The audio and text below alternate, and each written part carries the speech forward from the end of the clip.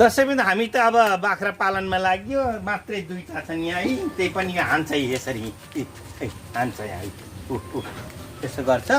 अब यहाँ हामी चाहिँ यसरी दुईटा बाख्रा पालेका छौँ, धेरै बाख्रा पालन है बढाउँदै जानुपर्छ।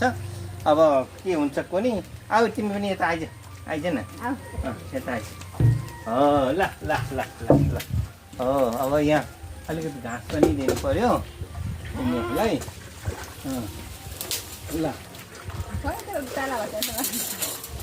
ल यो घाँस पनि यसरी खुवाउने गरिरहेको छ, अलिअलि ल्याउँछु के, धेरै ल्याउन सक्दैन, अनि यो भोकै बस्छन्, अनि त्यही पनि अलिअलि ल्याएर दिने गरेको छ। अल्छी छौँ हामी, के गर्नु, अल्छी भएर त बल्छी खेल्न पनि जान्दैन, यस्तो छ।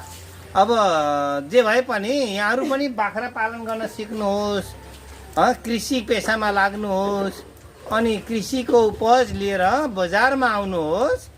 यहाँहरूको उत्पादित वस्तुहरू हामी किन्नेछौँ।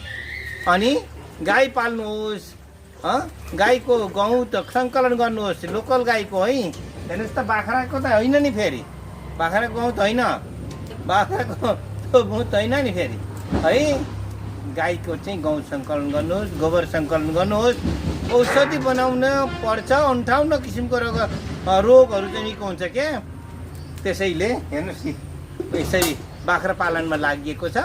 यहाँहरू पनि बाख्रा पालन गर्नुहोस्, यस्तो राम्रो खसी बनाउनुहोस् कि यति राम्रो छ। यहाँ देखिएको छ खसी छ, बाख्रा छ, यहाँ माया गर्छन् फेरि यिनीहरूले, यहाँ नभए त हानिहाल्छ, माया गरेन भने हानिहाल्छ। त्यस्तो छ, हो देखियो, यस्तो छ।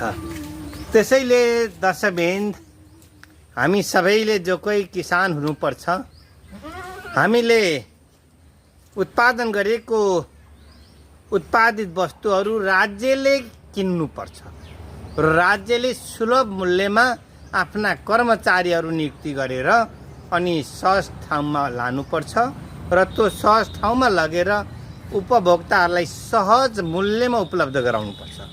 यहाँ त बिचौलियाले किसानहरूबाट ल्याउँछन्, अनि बिचौलियाले केही पर्सेन्ट हसुर्छन्, अनि त्यस पछाडि फेरि चाहिँ थोक मूल्यमा जान्छ, अनि त्यस पछाडि खुद्रा मूल्यमा पठाउँदा त हामी उपभोक्ता त सबै जिल्लै एकदमै मूल्यवानमा पर्छौँ, अनि त्यही खान्छौँ, अनि त्यही हामी रमाउँछौँ, कसैले खबरदारी चाहिँ गर्दैनौँ।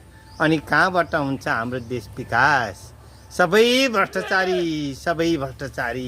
सबै घुसखोरी, सबै कमिसनखोरी।